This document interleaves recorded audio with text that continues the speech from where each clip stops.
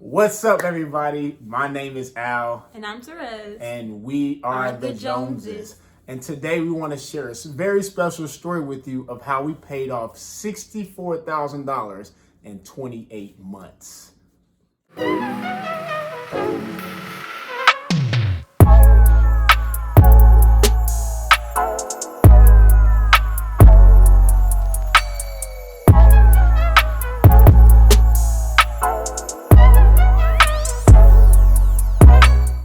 So we paid off $64,000 in 28 months. And this process started back, in 2017, the summer of 2017. We were taking a financial class at church. And in this class, somebody mentioned the name Dave Ramsey. So me being me, I went home, got on Google, looked him up. And, I seen this bald-headed white guy talking about money. So I said, hey, let me give it a shot. And let me see what he has to say about money. Because growing up, I didn't learn a lot about money. I was just told, make sure you have good credit, because if you don't have good credit, nobody's going to give you anything. And his whole idea was that you don't even need credit unless you're trying to go into debt. So it was just a whole paradigm shift of just changing the way I thought and the way I thought about money in general. And so what I decided to do, I decided to order his book, The Total Money Makeover. And I read it in about 36 hours. Like, I was super ambitious, super eager to read it and get this thing started. So, and I referred my wife to it. And at the time, she was studying for one of the parts of the CPA exam, and she just didn't have time to read it. So in between two of her exams, she had the chance to read it. And, it was game on from there.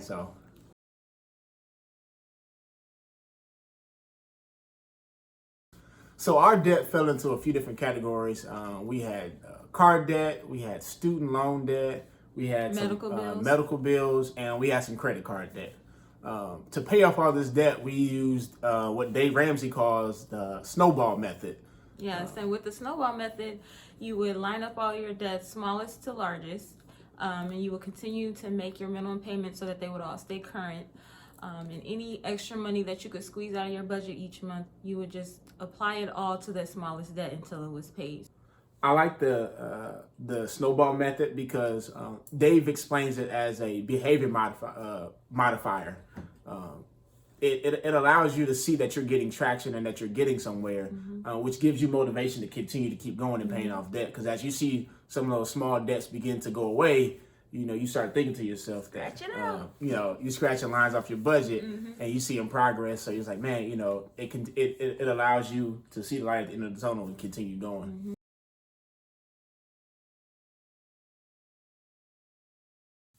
I think the hardest part for me was cutting back in our budget in places that I like to spend money in. I like to golf and I like to buy money, spend money on clothes and shoes and stuff like that. Definitely.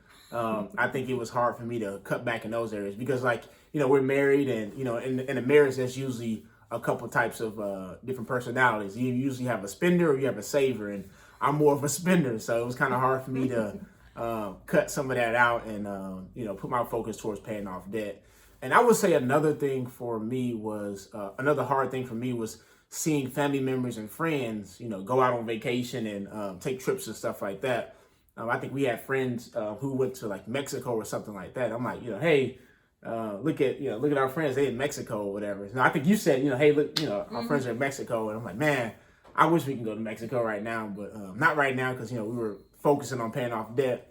And, everybody else is out there living the good life. And it was like, man, we sitting here, making lunches for work, eating peanut butter and jelly sandwiches, making all those sacrifices so that we can do things like that later on in life. Like, not later on in life, but like this year, we're taking our boys to Disney and we're taking a couple other trips, and we're able to do those things now because we don't have debt. We don't have to worry about going on vacation and then the vacation following us home. And now we got to make payments on the credit card for a vacation we went on last year. So that was what I think was the hardest thing for me. So the hardest part for me was to just stop saving and to put all of our extra money towards debt. Because he's the spender, I'm the saver. I like to save money. I mean, we both come from humble beginnings. So my thing was always having enough money in the bank for emergencies, making sure that we were able to cover our expenses for a few months, like that's what makes me feel secure. Right. I don't want to get to a month and not able to pay a bill. Like I want to make sure we have more than enough in the bank. And I think that's the thing with, most women have, Dave Ramsey calls it that security gland, to where, hey, I want to know that if something happens or something bad happens, if emergency happens, we have enough funds, we have enough in reserve to, get us over. So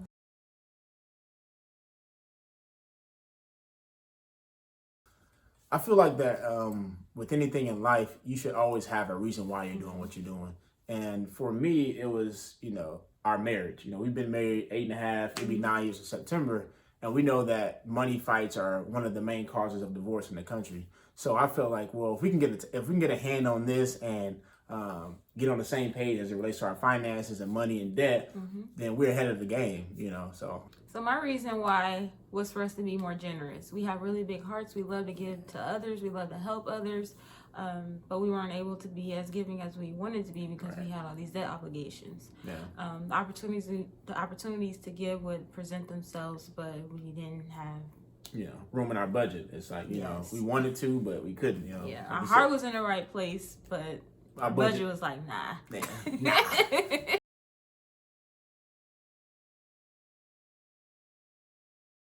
I think the thing that helped us get out of debt was a budget.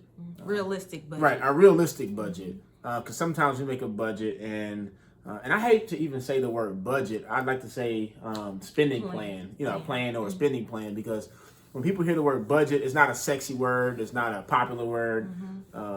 People think restrictions. Yeah, think restrictions, negative thoughts towards the word budget.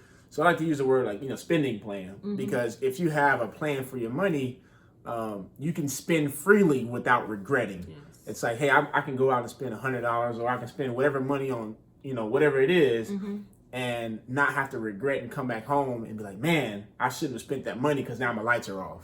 I like what Dave Ramsey said. He said a budget is basically you telling your money what to do instead of trying to figure out where it went. Yes, definitely. So I think, just having that realistic budget was a key, was the main thing that helped us stay, because we sat down with the 20th.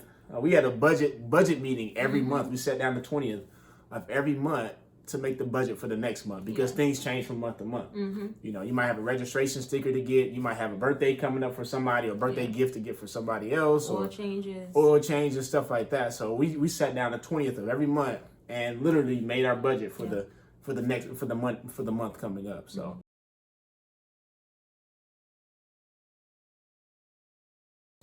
One thing that I've learned throughout this whole process was that you can make big purchases without financing. So throughout my whole life, I've never seen anyone buy a car without a car note.